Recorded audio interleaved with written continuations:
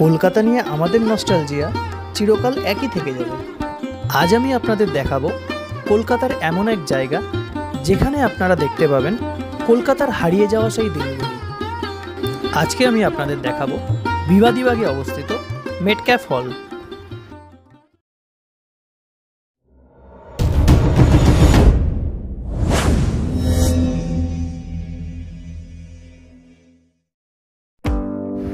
আজকের গল্পের সূচনা সোদপুর স্টেশন থেকে। মেটক্যাফ হল যেতে হলে আপনাদের চলে আসতে হবে বিবাদীবাগে। এবার বিবাদীবাগ বিভিন্ন উপায়ে আসতে পারেন। যে কোনো জায়গা থেকে বাবুঘাট যাওয়ার বাস ধরে চলে আসতে পারেন বিবাদীবাগ। যদি ট্রেনে করে আসেন তাহলে শিয়ালদাগামী যে কোনো ট্রেনে উঠে নেমে পড়তে হবে দমদম স্টেশনে। সেখান থেকে ট্রেন চেঞ্জ করে ধরে নিতে হবে মাঝরাটগামী ট্রেন। এছাড়াও যদি হাওড়ার দিক থেকে আসেন তাহলে গঙ্গা পার হয়ে ফেয়ারলি প্লেস নামলে তার পাশেই হলো এই স্থানটি। এখানে মেন গেট দিয়ে ঢুকেই আপনারা দেখতে পাবেন এই মেটক্যাফ হলের বিভিন্ন গুরুত্বপূর্ণ তথ্য। এখানে অনলাইনে টিকিট কাটতে হবে, কোনো অফলাইন টিকিট নেই। এই যে বোর্ডটি দেখতে পাচ্ছেন এখানে স্ক্যান করে আপনাদের টিকিট কেটে নিতে হবে। টিকিটের মূল্য জন প্রতি 20 টাকা করে। এই ভবনটি নির্মিত হয়েছিল 1840 থেকে 44 খ্রিস্টাব্দের মধ্যে। তৎকালীন গভর্নর জেনারেল স্যার চার্লস টি মেটক্যাফের নাম অনুসরণে এই হলটির নাম রাখা হয় মেটক্যাফে হল। সেই সময় এই ভবনটি ছিল ক্যালকাটা পাবলিক লাইব্রেরি সংগ্রহশালা। বর্তমানে মেটক্যাফ হলের প্রথম তলায় আছে আর্কিওলজিক্যাল সার্ভে অফ ইন্ডিয়ার প্রদর্শনী গ্যালারি।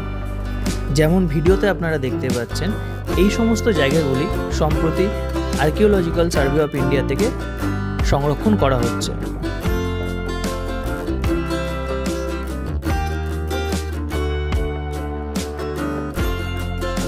এটি হলো নদিয়া জেলার পালপাড়ার টেরাকোটা মন্দির, অনেকেই হয়তো জানেন।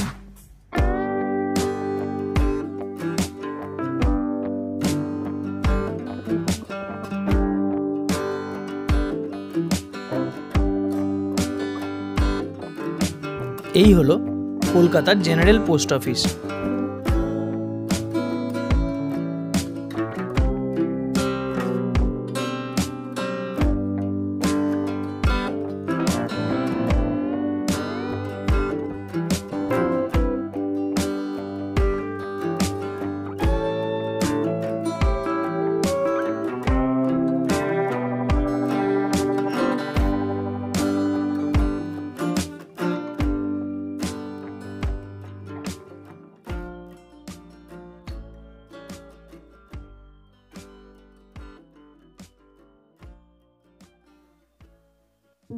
এএসআই গ্যালারি দেখার পর আমরা চলে আসলাম পাশের রুমটিতে। এখানে রয়েছে বলিদান। এখানে আমরা দেখতে পারবো ভারত মাতার বীর সন্তানদের ছবি।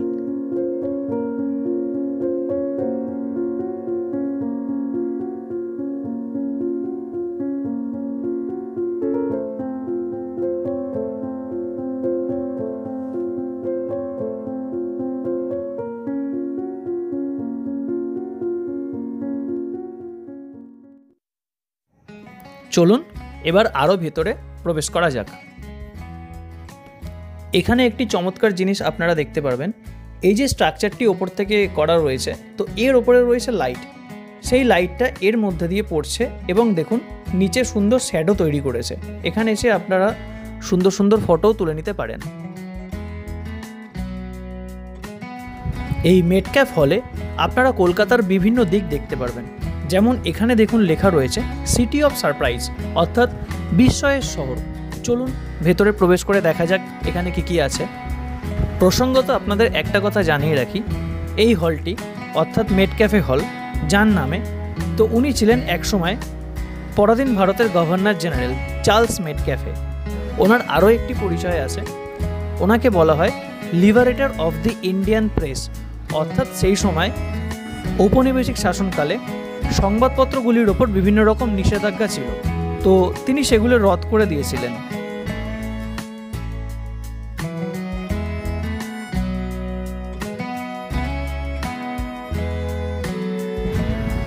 এখানে রাখা রয়েছে কলকাতার আরও একটি ঐতিহ্য, হাতে টানা রিক্সা।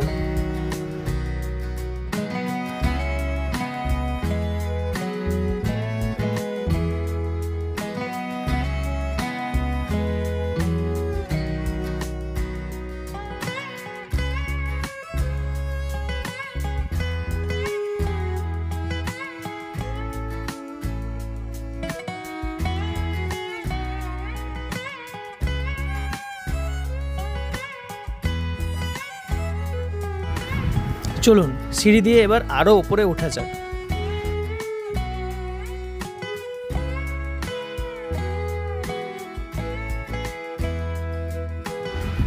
সিঁড়ি দিয়ে উঠতে উঠতে এই দেওয়ালটিতে আপনারা দেখতে পারবেন পুরনো দিনের বিভিন্ন বিজ্ঞাপনের ছবি।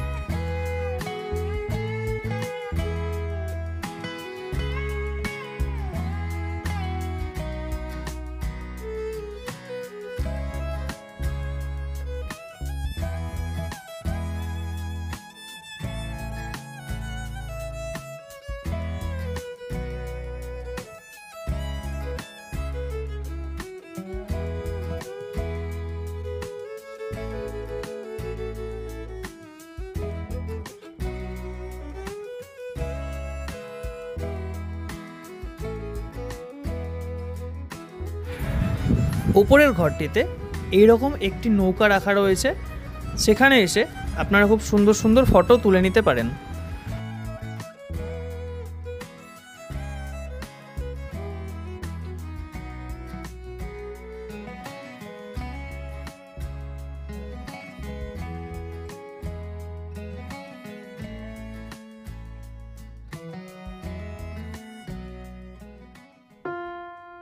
এই গ্যালারিটি উৎসর্গ করা রয়েছে বাংলা সাহিত্যের কিছু অনবদ্য সৃষ্টিকে। এখানে আপনারা দেখতে পারবেন পুরনো দিনের একটি টাইপরাইটার।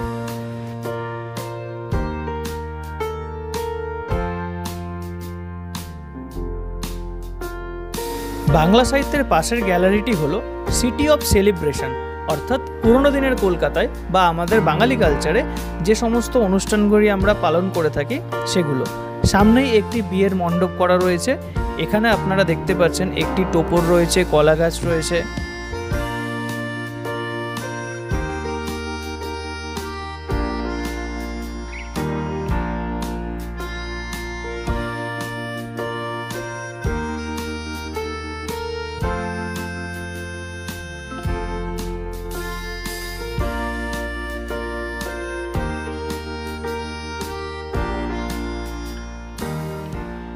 যেহেতু এই গ্যালারিটি সেলিব্রেশনের, তাই এখানে একটি ঢাকও রাখা রয়েছে।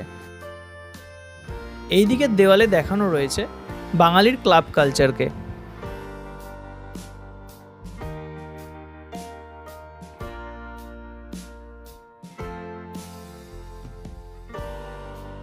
ক্লাব কালচারের পাশেই দেখানো রয়েছে স্ট্রিট ফুডকে। তখনকার কলকাতার স্ট্রিট ফুড বলতে শুধুমাত্র বড়জোরেই ফুচকা, কারণ চাইনিজ ফুডগুলো তখনও কলকাতার রাস্তা দখল করেনি।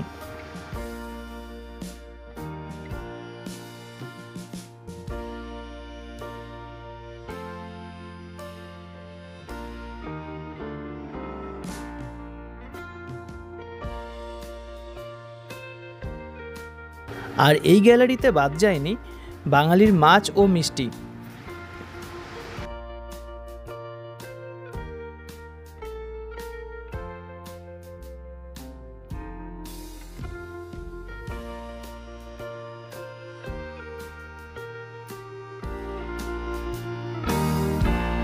এই জায়গাটি চিনতে পারছেন? হ্যাঁ, আমাদের সকলের প্রিয় কফি হাউস।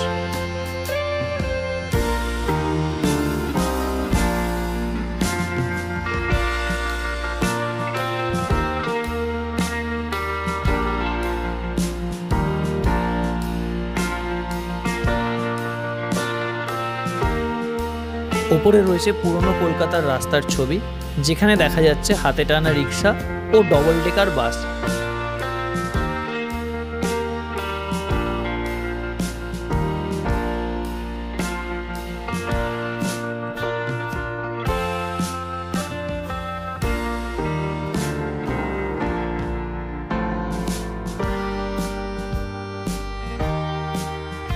এবার এখানে দেখানো হয়েছে বাঙালির প্রধান উৎসব দুর্গাপুজো। এখানে একটি দুর্গা প্রতিমা রাখা রয়েছে, আসুন দেখে নিই।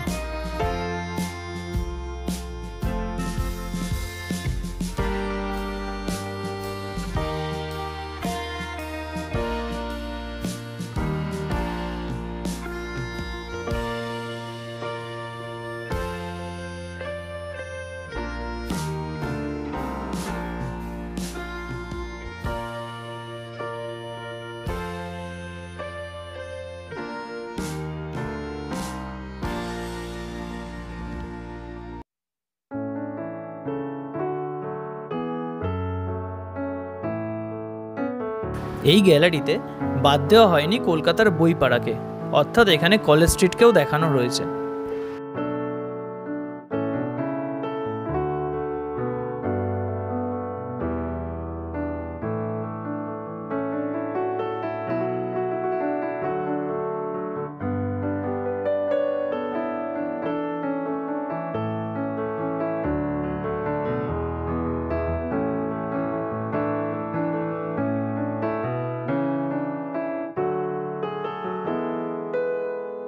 আমাদের এই মেড ক্যাফে হল মোটামুটি দেখা প্রায় কমপ্লিট। একদিন আপনারাও হাতে সময় নিয়ে এসে দেখে যান এই মেড ক্যাফে হল। আজকের ভিডিও এখানেই শেষ করছি।